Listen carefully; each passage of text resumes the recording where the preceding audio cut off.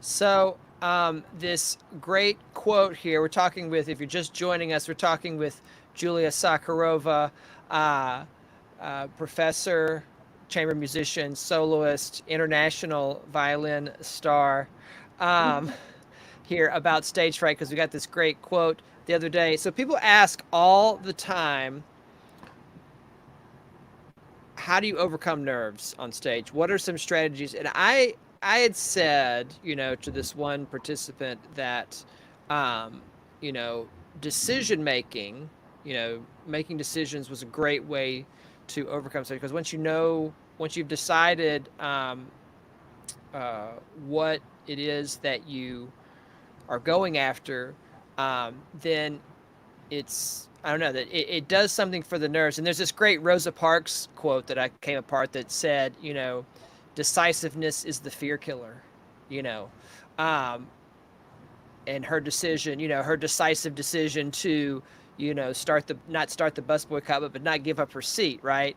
And I think that's a great quote. Anyway, so I'm going to turn it over to you, and I'll keep an eye here on the chat here. So, stage fright, some tips and advice for all of us out there. Yeah, well, that's a great question. And I think first and foremost important thing is to actually embrace it, like realizing that it's a natural part of being on stage. And I think a lot of the times when I talk to students, for example, they want to eliminate that, completely, that fear. I don't think that's a healthy way of, kind of treating it. I think just realizing that it's a natural part of being on stage and performing, it's one thing, and then going from there, because the reality is that everybody gets nervous. That's okay. No matter what level of a player you are, you will get some stage nervousness and excitement, and that's okay. Now, the other thing is, how do you deal with that? What do you do in the moment? What do you do in preparation to feel more comfortable than less? So, as you said, rightly, as you mentioned a minute ago, and I agree wholeheartedly, is that the more prepared you are, or decisiveness, or if you really know what you're doing at every single moment of your piece, um, or anything that you play, the more you are aware of what's going on and the more prepared you are, for me at least, your mind is occupied knowing what you're doing rather than just sort of wondering about how it's going to go, what's going to happen. You are sending the signals. I think it's a psychological too. Your brain gets occupied with things, and it you get you don't get as nervous as much as actually one of the persons I heard recently saying, every person is doing their thing. It's like you just have to kind of do your thing in the moment. So, and then yeah, so that would be the other thing is, for me at least, what works, and I know some performers and some players, it's the opposite, but what I find that really works for me as far as like when I perform is always like anticipate what you're hearing rather than listening back to what you just played.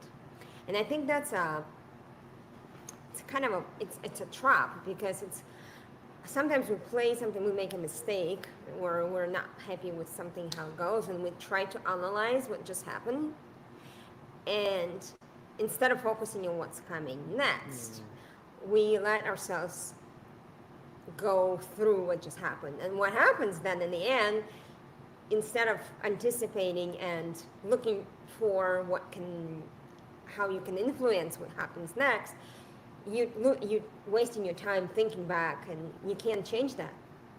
What's done is done. And so I try to focus on what's coming next, rather than, even if you do make a mistake or something's not going right, you can't change it anymore. So rather than beating yourself of what Right. could have gone better, you should be focusing on what's coming. And that also could be a lot of the things, you can wonder, well, where do I start doing that? Well, you can practice that. You could absolutely create that kind of environment and space in your practice room where you can decide, okay, today I'm going to really practice performing. And just like maybe spend an hour or half an hour pretending you're on stage and just letting yourself let a piece just go by and practice just performing. Let it happen. Let it go. Right. You mentioned this comment that and this is the reason the decisiveness comes up, is you mentioned, being prepared. Like, if you're really, really prepared, then it will help with the nervousness. But what I was thinking too was, there have been times when I have practiced and gone over it and spent hours and days and weeks, and you still get nervous. So the actual time spent, and I was prepared, right? And so what is it? There's something else that keeps us, or when we have felt confident before and not gotten nervous, it seems like it has little to do. I don't want I hesitate to say this for any students out there watching. It's like it almost has nothing to do with how prepared you are or feel, or that there's this kind of like inner strength or something that causes you. I'm glad you brought that up, because there's another side to it. There's another aspect. Yes, you have to be as prepared as possibly as you can, but then there's this sheer amount of experience performing the same piece several times. So, for example, if I'm right now preparing for something, and I know that preparation is going well, I know from experience from before that probably my first performance of this piece or this passage or whatever, it's not going to be as comfortable as it could have been, as it will be later. Right. So there's that too, absolutely. Like, the more I know that for me, and I know for a lot of players too, like, the more you play, the better. And it's just, so then, of course, I always advise, if you can just like call out friends or family, play for them in preparation for a big performance. You absolutely, because you're going to lose some things. You're gonna, things are not gonna go the way they go in the practice room. Even, the truth is, when we play for somebody, even for a recorder, you turn on a camera or your phone, and all of a sudden you start hearing differently. So I think just knowing that too, like by the fourth or fifth performance of the same piece and the preparation, the results will be there. So I think that two things are kind of go hand in hand. Yeah. We do have some comments here in the comments section. If you guys have a question, by the way, thanks for being here. If you guys have a question for Julia, she has done much performing in her lifetime, from age 7 on here, over an entire lifetime of performing. So if you guys have questions, it's a great resource.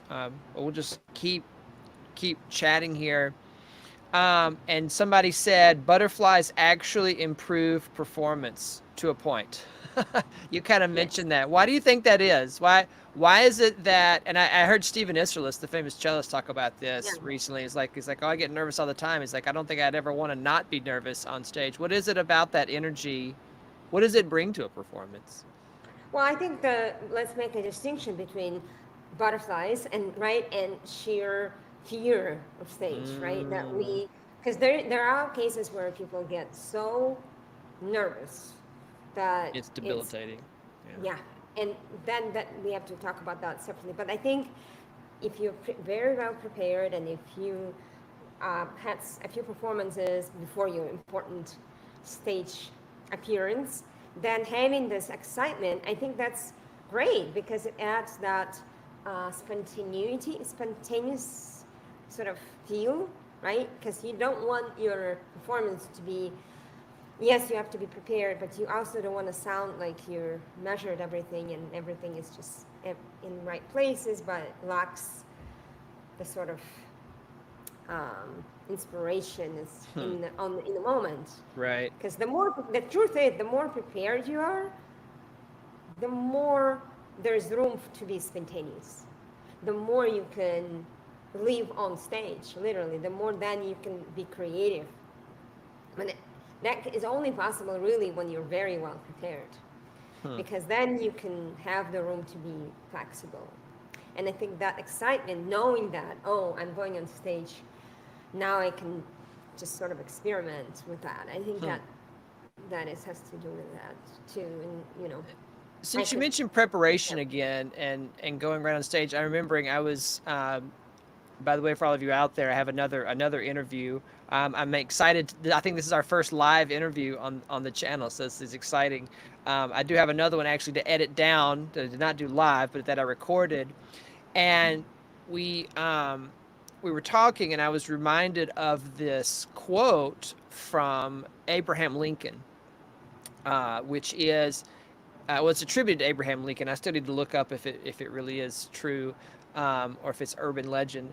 That if he apparently he said one time, if I had 5 hours, I'm paraphrasing, if I had 5 hours to chop down a tree, I'd spend 4 sharpening the axe. And we actually have a musical example of this. It's like Heifetz, what was it? Heifetz said, if I had 15 minutes to warm up, I'd spend 10 of it. Or even if it was just before a concert, I'd spend 10 of it on scales. So what is it? Or better yet, if I had an hour, I would spend 50 minutes on scales and 10 minutes on my pieces. Right. Even if it was just before a concert, and I'm like, how? That's just, I don't know where that confidence. That's just some confidence. Like that's that's another world I don't know about yet. Well, no, I mean that actually, in my mind, we talk about being a musician, being an artist, but as players, what we do a lot on stage is very physical too. I mean, we're outlets too, and so I think in that, outlets before they big, game or a run or something, they That's warm true. up. And so I think getting ready mentally and physically, warming up your muscles, warming up your physique, because by that time, I mean, Heifetz, if he didn't know his piece before an hour before performance, probably he wouldn't practicing it wouldn't do anything much. So he probably spent a lot of time preparing the piece, and then he can sort of get ready as far as the physical aspect of it. So I think just thinking about in that respect, I do want to also go back to that aspect of preparation. When we talk about preparation, for me, it doesn't mean just preparing, learning this particular piece. It also means, listening to the piece, like studying the composer, their style, and their influences, recording yourself. So all kinds of preparations you can include in that. Because, we realize that it could get boring if we're just sort of practicing it all over, over and over, the same way. Right. We do want to vary our preparation to make it really stand out, so that when we do perform it, it's especially true also when we prepare for orchestral excerpts, auditions, because it's one thing to just prepare your excerpts, but you really have to know the entire piece. You want to know the entire kind of the style of the composer, because the reality is when you do take an audition, you can tell somebody knows their piece, not just the excerpt for this piece, but in its entirety. So that's the preparation we're talking about. So it's all kinds of levels of preparation. There's a question here from Tiana here on the Cello Online channel. And I believe I remember you from the other day, correct me if I'm wrong, that you are a beginner. And it says, Julia, did you ever have a hard time playing with both hands when you first started? If so, how did you master it? So like sometimes, one of the ways we start out as beginners when we're doing just the right hand on open strings, or we're doing just the left hand pizzicato, and when you're first starting out and doing those things, when do you make the leap as a beginner to playing them both at the same time, and what are some things, maybe some good beginner exercises that you love to give your students? Good question. There are different ways of starting. I did start myself hands separately. In other words, I started left hand pizzicato, like left hand, and I would pluck with my right hand, right? And then the bow came, just a little bit later. But I also know that a lot of times, myself included, now I teach both hands together at the same time. Yeah. So, but there's absolutely nothing wrong to introduce left hand first and just kind of like, in fact, I might want to incorporate that more often, because I think sometimes it helps us, as children, you can kind of do this first and then introduce another hand. It can help sort of separate these two, because the reality in violin, and I think the cello too, the hands are doing completely different things, right? It's not like piano, where piano is sort of similar action. Here, left hand is one kind of action, that up and down, or up and down here, and then sort of, And you also have to remember that, depending on the student, cello, and this is the difference between cello and violin, is that with cello, the strings, bigger instrument, bigger string, thicker strings, getting the strings down to the fingerboard. This is a big reason why we start hand separate with the cello, is because the plucking, the pits on the cello is much less forgiving than the bow. Like, you can play with the bow as a beginner and you get some kind of tone and you get tricked into thinking it. But as a beginner, especially because tone is kind of like a very abstract idea, when we're plucking, the plucking is very unforgiving. Like, if you have not gotten that string down all the way, you're going to hear this thud that is not a ringing sound. Now, violin is different, where the strings might be a little easier to get down, but I don't know, maybe it's the same. And so, and I've had students that come in and maybe they're a little taller, their hands are a little bigger, they're a little stronger, and they get the strings down and they're getting great tone. And so we're like off and running with the bow pretty soon. And then others take a few weeks. We're like plucking for quite a long time, because getting that string down, especially very young students. But I don't know, what's the experience there with violin? Well, I think the main thing is, like I said, that separation of activities.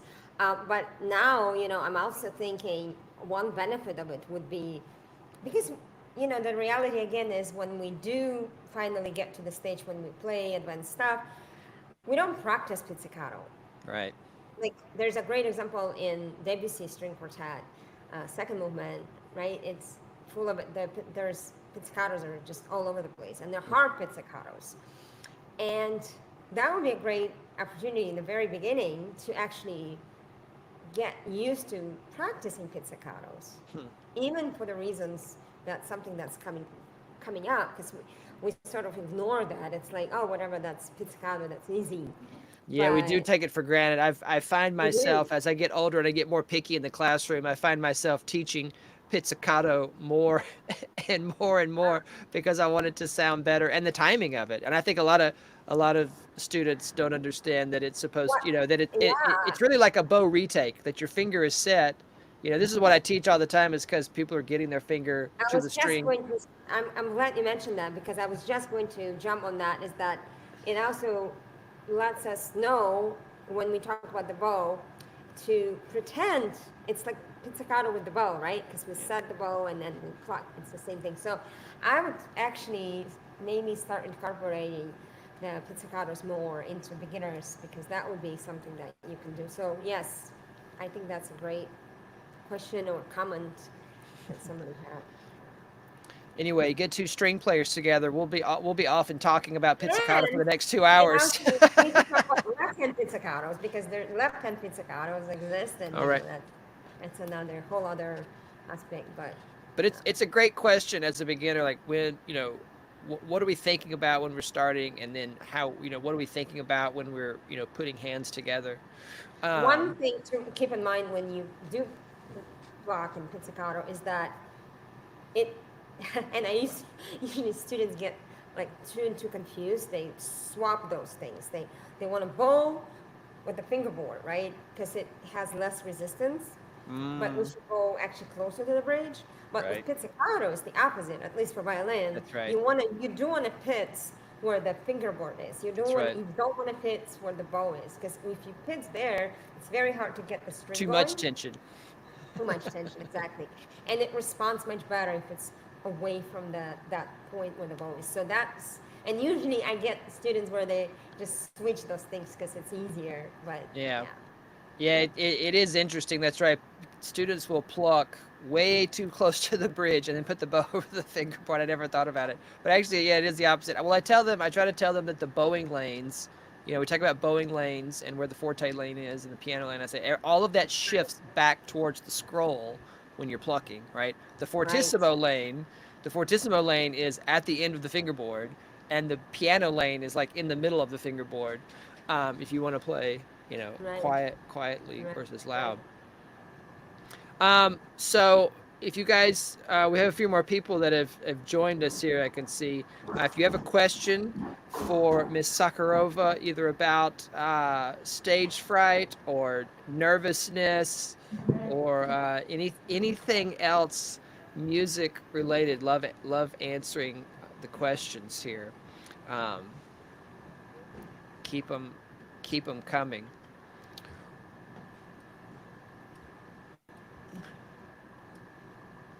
Well, since we are here talking, we have a few people still watching. She says, "Thank you for asking my question. Very helpful."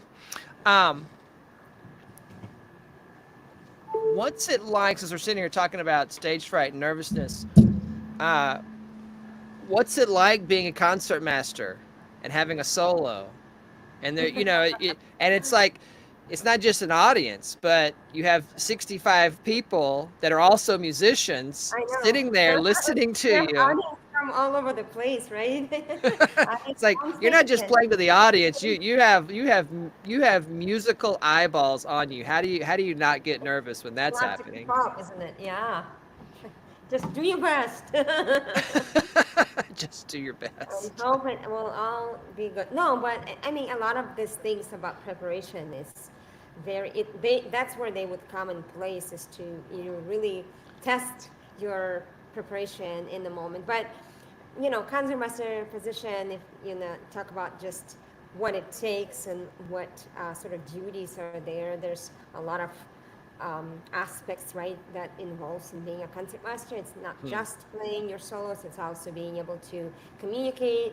You're basically a liaison between the conductor and the section, or the entire string section for that matter. And it's sort of a nonverbal communication sometimes, right, between the conductor and your section. You also are responsible for making sure the bowings are working and they're all communicated throughout the entire string section. So there's quite a bit of things to do. But that's true. I'm glad you said that, because perspective is another thing that helps us with nervousness. Like you said, that there's more to it than just playing solos, and boy, that perspective piece of it keeps you from being so nervously focused on this, because we can get so microscopic tunnel vision on this one thing, and that is one of the things that makes us get nervous, is because we pin everything on some small something. Which leads me to this another very great question here that we got in the chat. It says, I forgot to ask, when you perform, how do you deal with people's facial expressions while performing on stage and then doing a solo?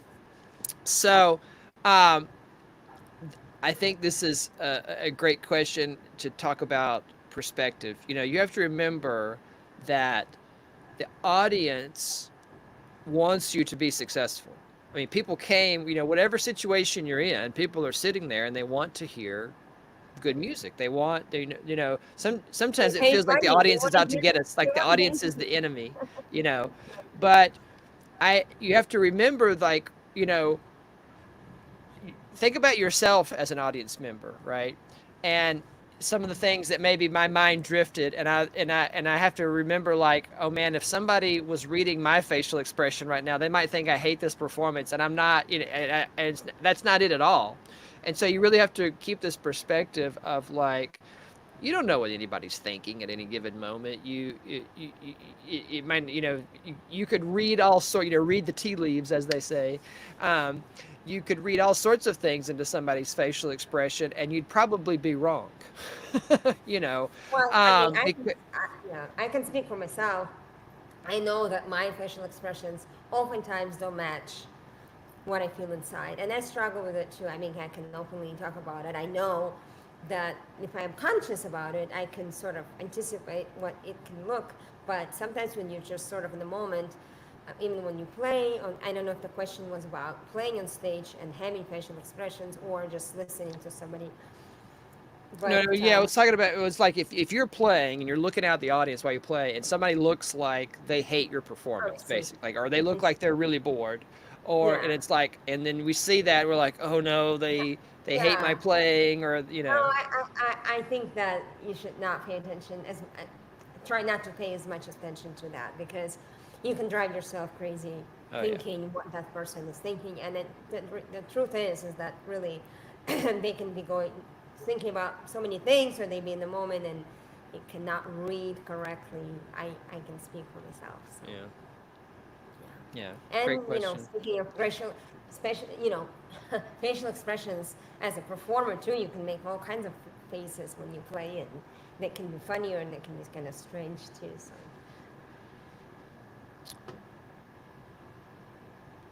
Um,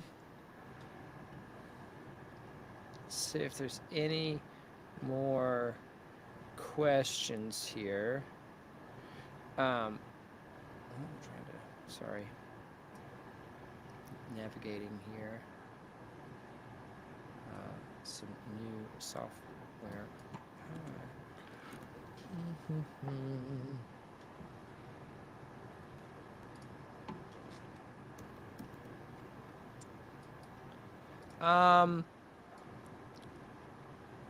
Well, this has been really great.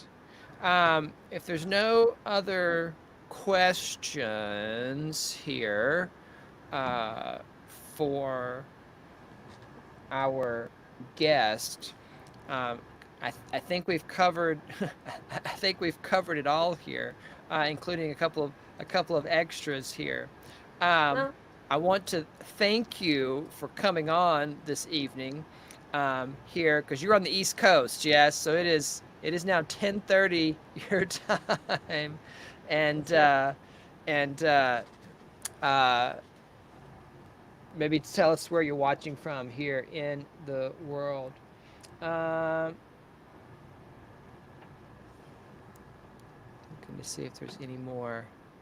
I'd be curious myself to find out, because what we do is a live thing, like performing is a sort of living, uh, right? It's like it happens in the moment, and I guess the closest thing to that could be a surgeon maybe doing an operation, right? It's a Mm. live action as it goes, and would be curious to see how they deal with if they have stage fright or if they have things they think about to sort of, but of course, then you think about it, all those hours of preparation they went through and reading and studying, but then there's a moment where they have to just do it, and what do you do, right? So I think that's the closest to what we do could be, because even composers or painters, they have time to just sort of do in their own room, and then they. Well, it's interesting that you mentioned surgeons, because I've been talking about this book for the last month here on the channel, the Checklist Manifesto, which was written by a surgeon. And, one of the things that helps the surgery function at a higher level, and especially in the heat of the moment when emergencies happen, one of the things that helps, and it's on the checklist, is everybody going around and introducing themselves. Is that interesting? Right? Hi, I am so and so. I'm in charge of this. It's not a long introduction. It's not your life story. It's just this is my name, and so then everybody's connected.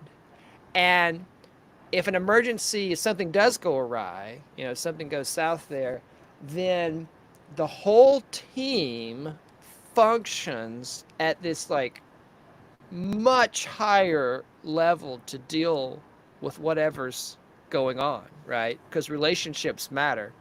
Um, yes, David says fly the plane. That's right. That's one of the interesting items on the checklist from airline pilots that this person writing Checklist Manifesto was trying to bring to surgery. But it's interesting that this kind of relationship building piece, since you mentioned surgeons, like how do they deal with it? How do they perform at a higher level? Just like, and I believe, David, correct me if I'm wrong. I believe this is the same thing in when pilots, are there in the cockpit. It's like, just let's all introduce ourselves so we know who we are, who the team is, and then everybody functions better. I wonder if there's a way, when you're thrust into a performance situation, I wonder if there's a way to recreate that. Of course, there's usually a rehearsal, beforehand, and there's some, relationship building there. Well, I mean, if you play solo on stage, of course, that's the hardest, right? Because you can't really introduce the team. I mean, you're it with a composer, but of course, and then myself playing in the quartet for 12 years. There's definitely the camaraderie, right? That helps the four people that share the same amount of nervousness or same amount of excitement and same idea and how that's gonna go. And so your quarter percentage, of 100% get, you're nervous, not quarter percent only, right? Because you share that it's all divided, all the labor is divided. So in that respect, that it becomes shared responsibility, which is good and bad, right? Because also if you sort of mess up, or that's gonna influence the other people, right? But yeah, I think that it's interesting, that relationship aspect where it helps to unite, right, and not feel like you're by yourself. Yeah. David says yes, we call it the pre-flight briefing. Yeah, it's a big part of this idea of performing better, performing at a higher level, peak performance. Right. So Right. it's a big deal. All right, Ms. Sakharova, we're going to say good night and thank you. Thank you We very appreciate much. it so Wonderful. much. I think everybody here appreciates this talk, because it's getting Been nervous. great. It can be debilitating, and so Yes. we all But I are think trying just to. talking about it, I think helps. I know it does help me because you sort of, it's like a therapy. It's a little therapy session. So Yeah. So thank you for. Well, and these interviews help, and that, anybody listening out there, I would encourage you to listen to more interviews. A lot of times we're going online, and I should have mentioned this in my whole, I always do a live stream about what's new on my mind about learning in 2024. What's the best ways to learn online? And a lot of times we're going online and we want to learn about shifting, or we want to learn about this piece, or we want to learn some technique or whatever. And, there's only so many hours of the day, but, one of the reasons that people do interviews and bring these interviews, or people do, lots and lots of interviews on podcast, is because, when you hear about somebody else's experience, like say with nervousness, it just, boy, it really can just deflate a whole lot of angst, to know that you're not alone, that other people are dealing with this. And so, just you're absolutely right. Just having the conversation and listening to things like this is a huge help. In it really humanizes the whole experience. So It's wonderful. Well, thank you for having me. you're welcome. All right, everyone. Leave us some comments down below. If you have more questions, we can answer them later, because we are live here on both channels here on. Where can people find you on social media? Me. Yes. Facebook, I guess. YouTube channel. Subscribe. You can find her on YouTube at Julia Sakharova Violin on her YouTube channel. That's the main place. You can find her on Facebook. But we'll have to, if there's anywhere else, we'll have to pin some comments. JuliaSakharova.com. That's the website is still being Yeah, you can find her on her website, juliasakharova.com, and get some more info there. And of course, if you go on YouTube and just do a search, you'll see lots and lots of great performances, lots of wonderful musical, not very nervous performances. Or if you were nervous, you were hiding it well. That's right. I do a facial expression. You can. We didn't talk about the hiding part. Right. Some people just mask it better than others. That's true. That's right. Exactly. That's not you. I'm talking about myself there. Okay. Oh. Well, thank you, everyone, and have a pleasant evening or morning wherever you are. Thank you. Thank you. Bye-bye.